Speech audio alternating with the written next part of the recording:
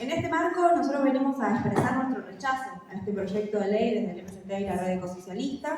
y creo que es necesario empezar esta intervención con la solidaridad a todos los trabajadores despedidos del Estado de áreas sensiblemente relacionadas con este tipo de problemáticas, como son agricultura familiar, como es el CONICET. O sea, estamos en un momento de un ataque directo hacia el Estado por parte del gobierno nacional y que lo acompañan los gobiernos provinciales, y esto hay que decirlo. Pero si puntualizamos sobre el proyecto, y para no extenderme en el tiempo, nosotros creemos que hay que rechazar este proyecto por cuestiones democráticas, por cuestiones productivas, por cuestiones ambientales y por cuestiones sociales, es decir, por profundas cuestiones políticas. No es un mero no el que venimos a traer hoy acá, sino que creemos que este proyecto de ley tiene que tener otras perspectivas, digamos, ¿no? O sea, nuestro rechazo viene de una lucha sostenida durante años que denuncia un modelo productivo que está en un proceso de agotamiento, que denuncia un modelo social en decadencia y que además las consecuencias de este modelo las sufrimos el 99% de la población, es decir, las mayorías sociales. En términos democráticos, este es un proyecto que no se discutió con todos los actores. No se llamó a los pueblos fumigados, no se llamó a los productores agroecológicos, agroecológicas, no se llamó a las organizaciones socioambientales para escribirlas, pero sí, si vemos en términos de los medios de comunicación, nos encontramos con una noticia del 2 de septiembre del 2020, en donde este proyecto de ley se discutió con el COPAER, con la reciente mesa creada de las buenas prácticas agrícolas, con la mesa de enlace, pero no se nos convocó a los otros sectores. O sea, Bordet no nos convocó ni impulsó un debate, y tampoco lo hizo Frigerio desde que asumió, para discutir la redacción de este proyecto. Y para nosotros es importante aclarar que este proyecto nos parece que vela o intenta velar consecuencias concretas a un modelo de producción determinado, que es un modelo de producción del agronegocio, un modelo de producción al servicio de la utilización masiva de venenos.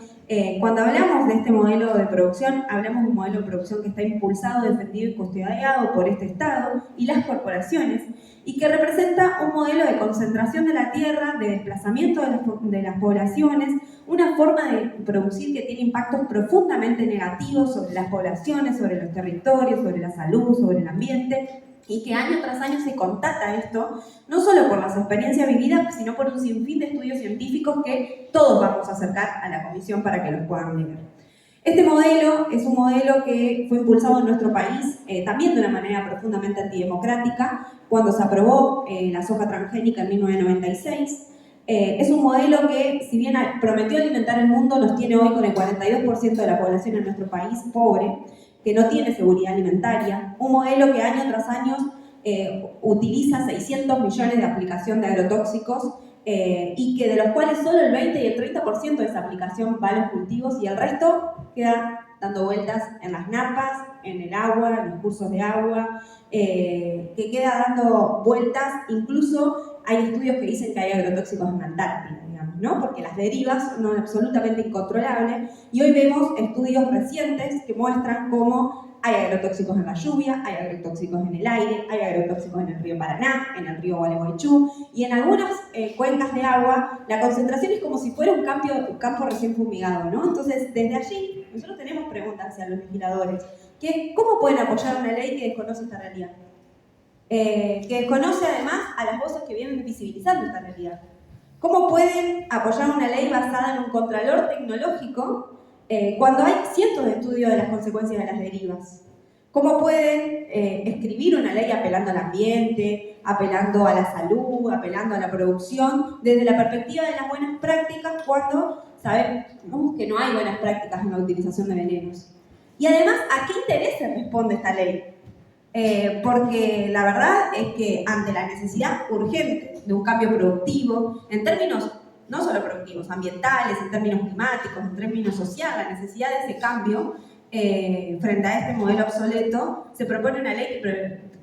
lo que hace es intentar perpetuarlo, digamos, ¿no? Y nosotros nos preguntamos sobre la calidad democrática de esta ley, porque es central preguntarse sobre lo democrático cuando estamos hablando de la aplicación de venenos, cuando estamos hablando de un aval de un Estado a un modelo productivo, porque esto también es importante decirlo. Acá esta ley avala un solo modelo productivo, que es el del agronegocio, ¿no? Mientras los pueblos que sufrimos las consecuencias de ese modelo ni somos convocados a discutir ningún tipo de intervención sobre esta ley, sino cuando ya está escrita. Nosotros hablamos también del rechazo desde el punto de vista productivo y social, porque al legitimar un solo modelo deja por fuera, la verdad es que un sinfín de formas de producir que serían mucho más amigables con la población, los territorios y la salud. La concentración de la tierra es una de las características concretas de este modelo de producción del agronegocio, ¿no? Y si uno mira, la concentración de la tierra va de la mano de la extranjerización. Estamos en un país que discute, por ejemplo, el rechazo a la caída de la ley de extranjerización de la tierra por parte del DNU de Milei, pero en Entre Ríos, en los últimos años, con los pocos datos que se tienen, vemos que el 3,5% de las tierras que son utilizadas para producir están en manos de extranjeros. Y que además, si uno mira con una lupa cómo se distribuye el resto de esas tierras productivas, nos encontramos que solamente son 6.225 productores los que tienen entre 10 y 100 hectáreas, pero del otro lado hay 11 explotaciones productivas que tienen más de 20.000 hectáreas cada uno. Entonces la concentración y la extranjerización es lo que esta ley también va a seguir permitiendo. Nosotros creemos además que si hablamos de producir alimentos tenemos que hablar también de que este modelo productivo no produce alimentos, produce commodities. Y que venimos, por ejemplo, de campañas donde la soja retrocedió, porque muchas veces el agronegocio se asocia directamente a la soja, y aumenta el maíz, pero cuando miramos, los modos de producción siguen atados a la utilización de venenos, a la perspectiva de ganancia en relación a la exportación, porque no se está produciendo alimentos, por ejemplo, para el 45% de personas pobres en Concordia, para poner un ejemplo, sino que se sigue pensando en la lógica de la ganancia. Nosotros por eso rechazamos esta ley. La rechazamos en su estructura completa porque no hay ningún artículo ni ningún punto que hable de una transición productiva, de una promoción de esa transición de producción de alimentos, donde haya una agricultura con agricultores, donde la tierra sea para quien la trabaje, donde se piense qué y cómo producir al servicio de las necesidades sociales y no de la concentración de la ganancia. Esta ley apoya un modelo que expulsa las poblaciones del campo, que promueve una lógica de arrendamiento y desplazamiento, que hace que cada vez las tierras estén en menos manos y que las decisiones de qué y cómo se produce siga beneficiando las ganancias de los sectores más concentrados de la provincia y oculten al ver la verdadera dinámica económica de este modelo, que un poco ya la dijeron, pero hoy, si existe una producción de agronegocio y da ganancias, solo es gracias a los subsidios económicos del Estado. Porque hay una casta del campo, pero además hay planeros VIP, que son de los que no quiere hablar, que son estos sectores, porque las consecuencias de este modelo de agronegocio también son climáticas y también son ambientales. Y la verdad es que si hay sequía, si hay inundación, pase lo que pase, los subsidios van de la mano, digamos, del Estado hacia estos sectores concentrados y además ahora aún más, ¿no? Porque Caputo acaba de anunciar, por ejemplo, que van a bajar el precio de los agrotóxicos y esto muestra que este modelo a base de un paquete tecnológico siempre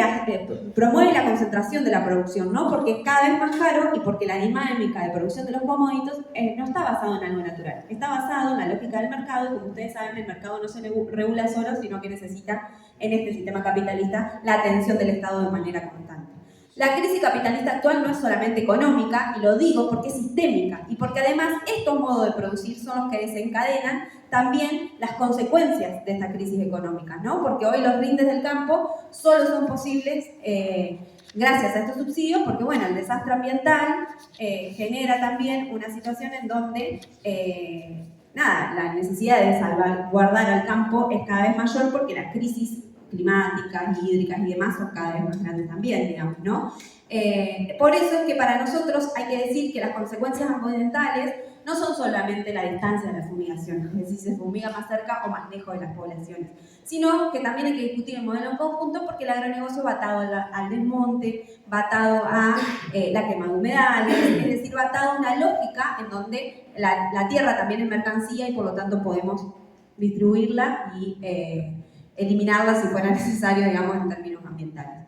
Y la verdad es que a nosotros nos aburre un poco contar todas las veces que tenemos que discutir esto sobre la cantidad de estudios que hay que muestran que los peces del río Paraná tienen agrotóxicos, o sobre, por ejemplo, que es muy probable que todos y todas las que estamos acá tengamos agrotóxico en sangre, y que si vivimos un poquito más lejos del centro de las ciudades, las tengamos también en la orina.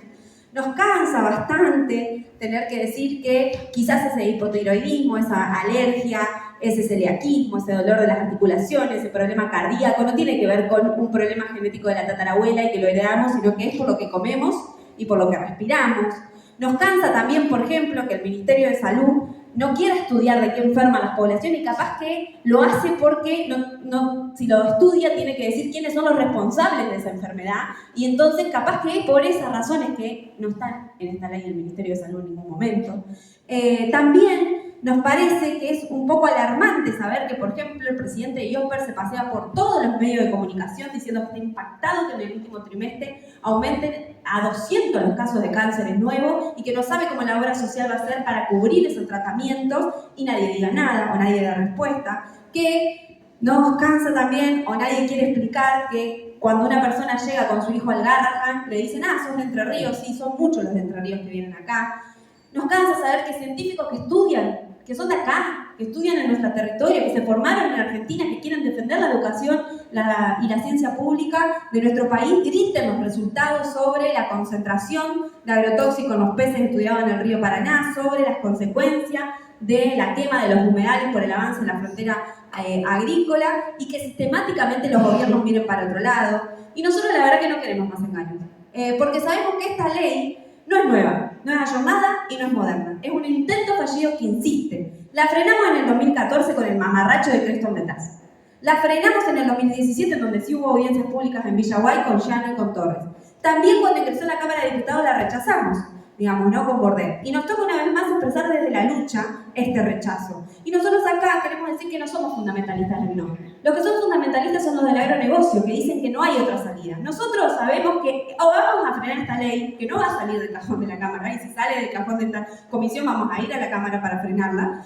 porque nosotros somos quienes estamos al servicio de que haya otro modelo productivo. En ese sentido, hay que decir que la transición tiene que ser más global, lo sabemos, y por eso somos parte de un movimiento socioambiental y político que es mundial, que va contra las corporaciones y contra los gobiernos que quieren seguir teniendo este modelo de agronegocio. Nosotros creemos que es necesario que estas leyes se alineen a las necesidades de las poblaciones y no de las ganancias. Por eso creemos que hay que discutir en Entre Ríos un proyecto de reforma agroecológica integral que se prohíban los transgénicos y los agrotóxicos, digamos, en un camino transicional hacia la agroecología, y nos parece también que les debería dar vergüenza presentar un proyecto así en esta provincia, en donde está Estela Lemes, que con su cuerpo y su lucha demostró que para las docentes rurales